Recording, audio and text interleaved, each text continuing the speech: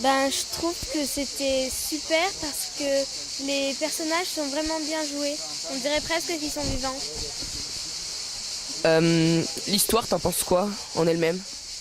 L'histoire, j'ai pas tout compris à la perfection, mais sinon, le reste j'ai compris. Est-ce que ça t'a gêné qu'il y ait des marionnettistes sur la scène? Ben, c'est assez original, mais non, ils nous cachaient rien d'essentiel. On a vu plein de belles images et beaucoup d'univers différents, plein de choses à comprendre qu'on n'a pas forcément comprises, mais comme il y avait à voir, et ben c'est ce qu'on a pris. Et pourquoi vous êtes venu? Pourquoi je suis venue?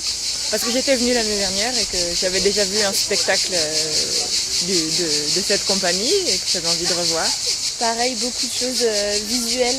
C'est très joli au niveau des marionnettes. Je trouve que le décor était très sympa. Ils arrivent à changer de décor dans un tout petit espace et je trouve ça impressionnant au niveau technique.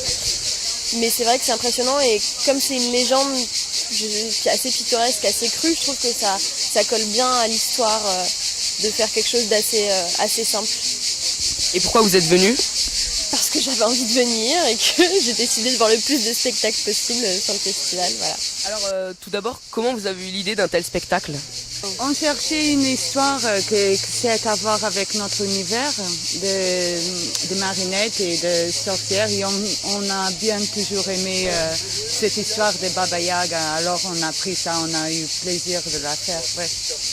Vous ressentez quoi quand vous êtes sur scène? À pas être emmêlé, à voir comment tout se passe bien. Ouais, et puis aussi quand on est sur scène, en fait, comme on doit disparaître derrière nos marionnettes, il faut qu'on se mette dans des états de concentration et devenir invisible en tant que marionnettiste. En fait, on est habillé tout en noir. Pour monter un spectacle tel que celui-ci, ça prend combien de temps? 3 mois, on était en production intense. Tout le monde. Travailler. 3 mois nous a pris. Et le résultat? C'est bien, ça commence à marcher. Hein. Qu'est-ce que vous pensez? Combien de personnes travaillent avec la compagnie pour ce spectacle? Sur scène, sont 5 personnes.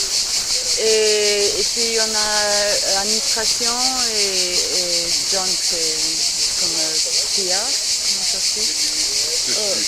Distribution. Mais nous sommes 5 et beaucoup d'amis. C'est 4 sur scène et un technicien. Vous pensez quoi de la technique, la marionnette, alors qu'aujourd'hui on voit beaucoup de films très avancés en 3D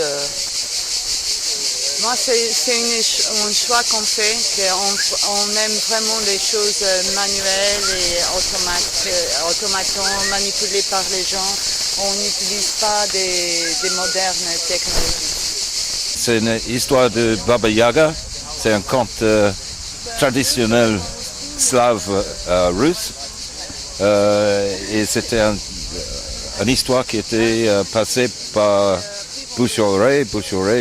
Et finalement, c'était noté je crois que c'était dans le 12e ou 13e siècle, le premier. Vous vous organisez comment pour fabriquer un tel spectacle? Les marionnettes, ça demande beaucoup de travail? Ah oui, beaucoup de travail, mais c'est quelque chose que nous, on est habitués de faire. Les acteurs, les marionnettistes, ils construisent aussi le décor, les marionnettes, c'est tout à fait collectif. Tout le monde travaille ensemble? Oui. Pourquoi est-ce qu'il n'y a pas beaucoup de paroles dans votre spectacle? Parce que on est un groupe international et on pense que ce spectacle-là peut être joué partout.